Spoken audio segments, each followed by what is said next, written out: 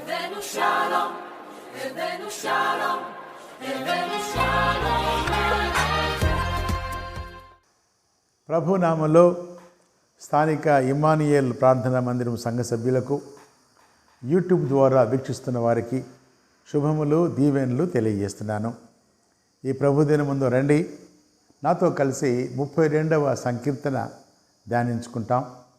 గడిచిన కొన్ని వారాలుగా ప్రథమ స్కందం నుండి అంటే దావీదు కీర్తనలు మొదటి 41 కీర్తనలో ప్రథమ స్కందముగా పిలువబడే ఈ భాగంలో కొన్ని కీర్తనలు ధ్యానిస్తూ పరిశుద్ధాత్మ దేవుని చేత పాఠాలు పొందుకుంటూ జీవిత యాత్ర కొనసాగిస్తూ ఉన్నాం. రండి, ఈరోజు నాతో కలిసి 32వ సంకీర్తన కలిసి చదువుకుంటాం. 11 వచనాలు ఉన్నాయి. ప్రభువారు నీతో నాతో ప్రత్యేకంగా మాట్లాడాలని పరిశుద్ధాత్మ దేవుని సన్నిధి కోరుకుంటూ పరిశుద్ధాత్మ దేవుని సహాయం కొరకు కలిసి చదువుకుందాం. రండి, నేను చదువుతున్నాను. మొదటి వచనము, తన అతిక్రమములకు పరిహారము నొందినవాడు, తన పాపమునకు ప్రాయశ్చిత్తము నొందినవాడు ధన్యుడు. రెండవ వచనం, యెహోవా చేత నిర్దోషి అని ఎంచబడినవాడు, ఆత్మలో కపటము లేనివాడు ధన్యుడు. ఈ కీర్తన 2 భాగాలు చేసుకుంటే మొదటి 5 వచనాలు పాపము యొక్క స్వభావము లేక పాపము యొక్క నైజం అని చెప్పవచ్చు. పాపం ఎలా ఉంటుంది, దాని స్వభావం ఏంటి, దాని నైజం ఏంటి, అది దానిలో దాచబడి ఉన్నాయి. అలాగే 6వ వచనం నుండి 11 వరకు చూసుకుంటే పాపము పరిహరించబడిన వారి నైజం. మొదటి 5 వచనాల్లో పాపం యొక్క నైజం చూస్తే, తర్వాత 6 నుంచి 11 వరకు పాపము పరిహరించబడిన వారి నైజం, లేకుంటే వారి యొక్క స్వభావం ఎలా ఉంటుంది, వారి గుణం ఎలా ఉంటుంది, వారిలో పరిశుద్ధాత్మ దేవుడు చేసే కార్యాలు ఏంటి, అవి ధ్యానించుకుంటాం. సరే, ఇక్కడ మొదటి 5 వచనాల్లో ఎక్కువగా వచ్చిన మాట అతిక్రమము, పాపము, తర్వాత కపటము, తర్వాత చూస్తే దోషము, పాపము, అతిక్రమము, పాపదోషం, ఇలాగా 7 పర్యాయాలు పాపము, అతిక్రమము, దోషము అనే మాట కనపడుతూ ఉంది.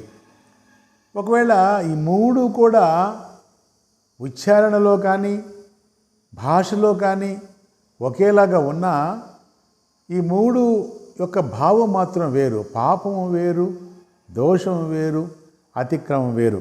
అయితే ఇక్కడ మొదటి 5 వచనాల్లో పాపము చేసే కారణాలు ఏంటి, లేక పాపం యొక్క నైజం ఎలా ఉంటుంది అని చెబుతూ కింద భాగాల్లో పాప పరిహారము పొందిన వారికి కలిగే మాట ఏంటి, లేక పాప పరిహారము పొందే వారి మాటలు ఎలాగుంటాయి అని కీర్తనాకారుడు చాలా స్పష్టంగా రాసినట్టుగా చూస్తున్నాము.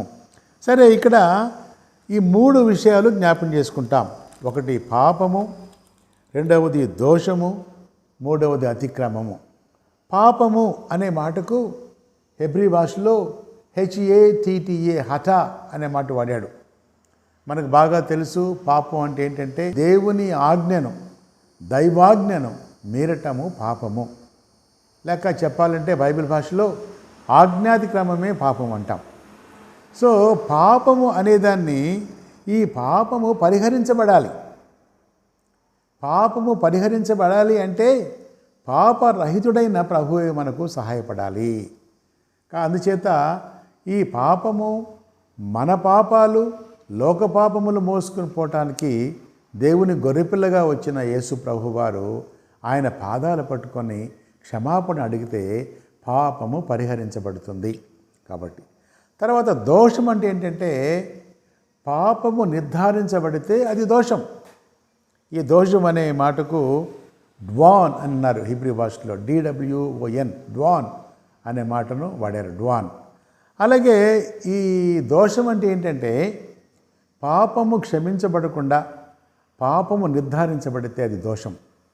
అయితే మూడోది ఏంటంటే అతిక్రమము.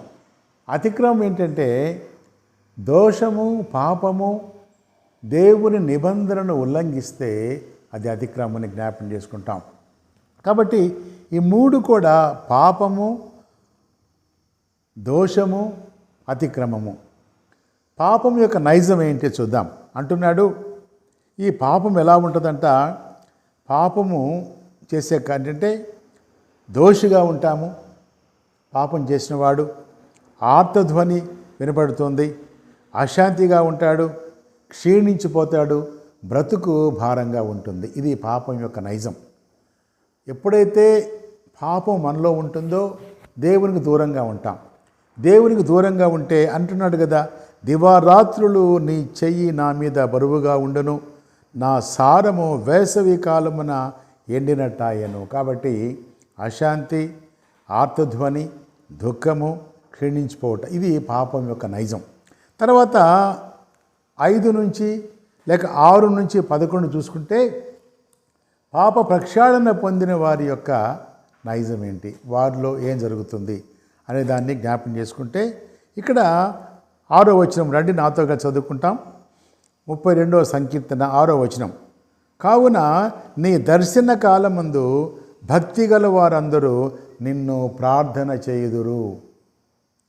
పాప క్షమాపణ పొందిన తర్వాత నేను ముందుగా చెప్పినట్లుగా మరి పాపం అంటేనేమో హఠ అన్నాము, HATTA, అలాగే దోషం అంటే డ్వాన్ అన్నాము హీబ్రీ భాషలో, అలాగే అతిక్రమం అంటే పెసా, PESA. అంటే ఏంటంటే ఈ అతిక్రమం అంటే ఏముంటాయంటే రివోల్ట్ అన్నాడు, national, moral or religious rebellion అన్నాడు.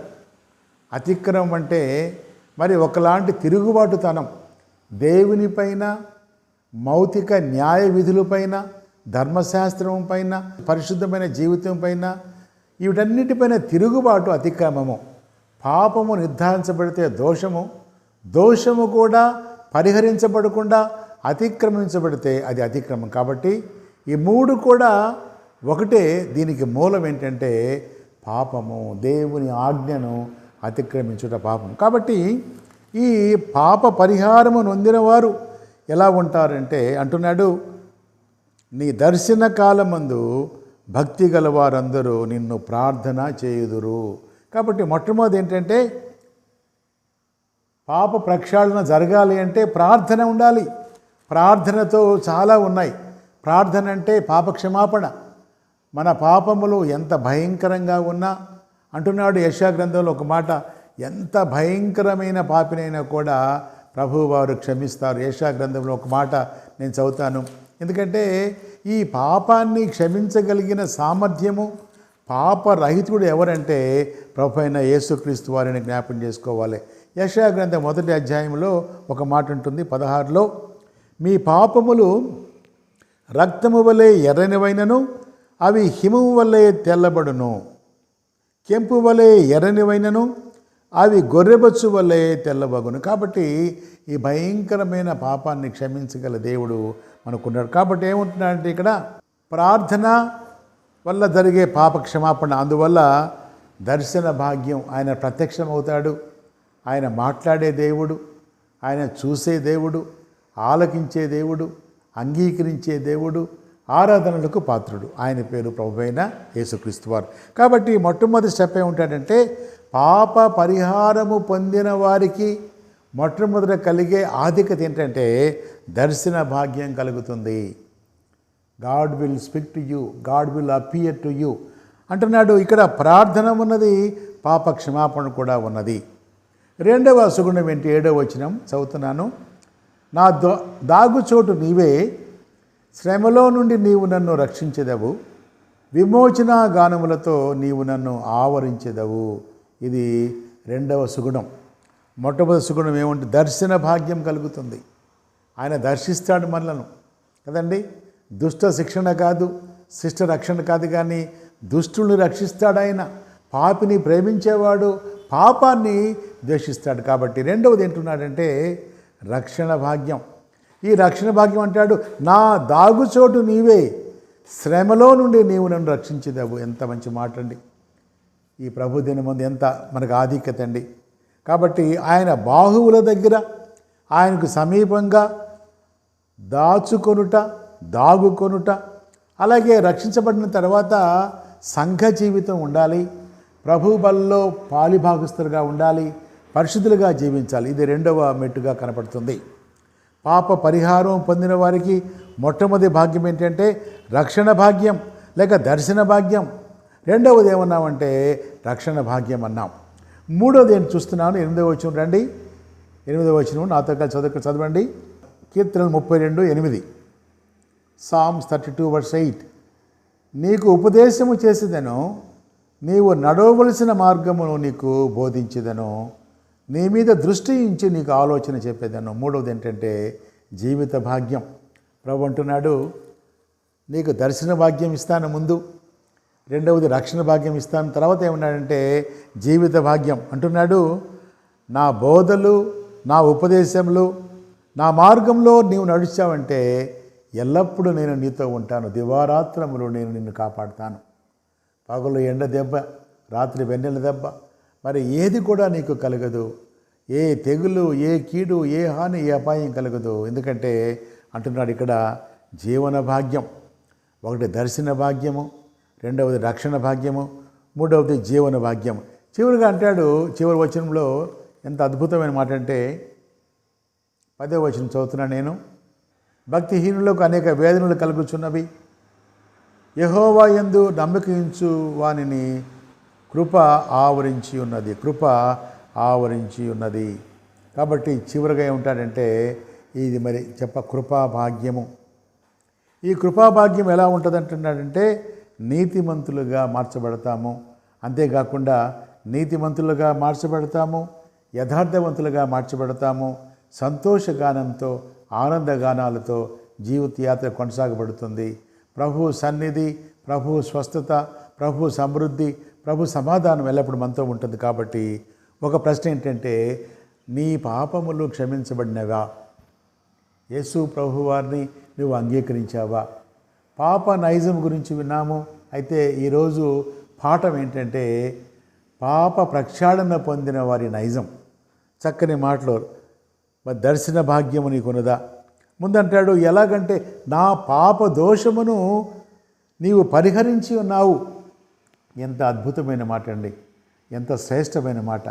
ఈరోజు నాకైతే ధైర్యంగా చెప్పగలను, నా ఘోర పాపములు నా ప్రభు క్షమించాడు. సిలువ పైన, గొల్గొతా కొండ పైన ఆయన రక్తము కాచుట ద్వారా నా పాపములను సంపూర్తిగా విమోచించాడు. నన్ను ఆయన పరిశుద్ధుడిగా మార్చాడు. ఆ అనుభవం నీకుంటే దేవుడు నిన్ను దీవించును గాక.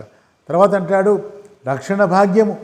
ఈ రక్షణ భాగ్యం నా దాగుచోటు నీవే.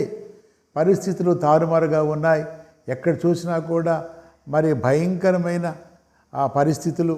మరి ఒక పక్క యుద్ధాలు కనపడుతున్నాయి, ఒక పక్క జలప్రళయాలు, భూకంపాలు, మానవ జీవిత మనుగడ ప్రశ్నార్థకంగా మారిన ఈ రోజుల్లో మన గ్యారంటీ, మన సేఫ్టీ, మన సెక్యూరిటీ ఎవరంటే ప్రభు అయిన యేసుక్రీస్తు వారే. మూడో మాట అంటాడు జీవిత భాగ్యం. అంటాడు నీ మీద దృష్టి ఉంచి నీకు ఆలోచన. ఒకవేళ ఆలోచన చెప్పేవారు లేకపోవచ్చు, ఒంటరిగా ఉండవచ్చు, అనేక సమస్యలతో ఉండవచ్చు, అనేకమైన సంకటాల్లో, జబ్బుల్లో, బాధల్లో, ఇబ్బందుల్లో, పోరాటాల్లో ఉండవచ్చు. ప్రభు అంటున్నాడు నీకు నేను ఆలోచన చెప్తాను. చివరిగా అంటాడు కృప, నా కృప నీపై ఆవరించబడుతుంది. కాబట్టి పాపం యొక్క నైజం చూసాము, తర్వాత పాప ప్రక్షాళన పొందిన నైజం చూసాము. కాబట్టి ఈ ప్రభుదినమందు ఈ 32వ కీర్తనలో ఏంటంటే అలాంటి కృప ప్రభు నీకు దయచేయాలి. కాబట్టి ఈ 4 మాటలు జ్ఞాపకం చేసుకుంటాం. ఆనందగానము, రక్షణానందము, పరిశుద్ధానందము, మోక్షానందము. ఎప్పుడైతే నీ పాపములు క్షమించబడ్డాయి అనే నిశ్చయిత నీకుంటుందో ప్రభువారు అంటున్నాడు నా కృప నీపై ఉంటుంది. నేను ఎల్లప్పుడూ నీతో ఉంటాను, నీ ముందు ఉంటాను, నీ వెనక ఉంటాను, నీలో ఉంటాను, నీ పైగా ఉంటాను, నీ చుట్టూ ఉంటాను. అనుదినము, అనుక్షణము, అను గడియ నేను కాపాడుతాను. అలాంటి కృప ఈ ప్రభు దినమందు ఈ యూట్యూబ్ ద్వారా వీక్షిస్తున్న వారందరికీ, మీ కుటుంబాలకు, మీ బిడ్డలకు, బిడ్డలకు సంతోష సమాధాన సువార్త దీవెనలు సమృద్ధిగా మీకు కలుగునుగాక. దేవుడు మిమ్మల్ని దీవించుగాక. ప్రార్థన చేసుకుంటాం.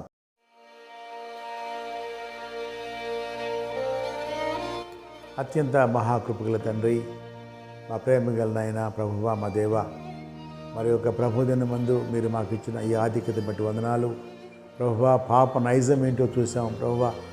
మా పాపములు పరిహరించబడ్డాయి తండ్రి, మా పాపములు పరిహరించబడ్డాయి కాబట్టి ప్రభువా నీ దర్శన భాగ్యం మాకు దొరికింది నాయన. అంతేకాకుండా ప్రభువా రక్షణ భాగ్యం మీరు మాకు ఇచ్చారు ప్రభువా తండ్రి. జీవిత భాగ్యంగా ఉన్నావు, అంతేకాకుండా కృపా భాగ్యంగా ఇచ్చావు, నీతిమంతులుగా మార్చావు ప్రభువా. ఎవరెవరైతే ఈ ప్రోగ్రాం చూస్తున్నారో తండ్రి, వారి గృహాల్లో శాంతి, సమాధానము, స్వస్థత, సమృద్ధి చేయి ప్రభువా. ఏ కీడు, ఏ హాని, ఏ వైరస్ ఏ బిడ్డను సోకకుండా, తాకకుండా మీ పరిశుద్ధ దూతల్ని కాపులుగా ఉంచమని ఈ కార్యక్రమాన్ని దీవించండి నైనా. వీక్షిస్తున్న ప్రతి కుటుంబాన్ని దీవించండి ప్రభువా. ఉచితమైతే మళ్ళీ వచ్చే ప్రభుదినమందు కొనసాగింపు చేయమని వందనాలు తెలియజేసుకుంటూ యేసు ప్రభు నామములో ప్రార్థించి అడిగి వేడుకొంచున్నాం తండ్రి. ఆమేన్.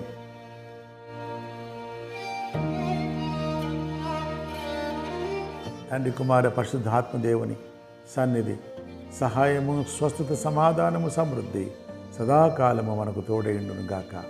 ఆమేన్. దేవుడు మిమ్మల్ని దీవించును గాక. God bless you all.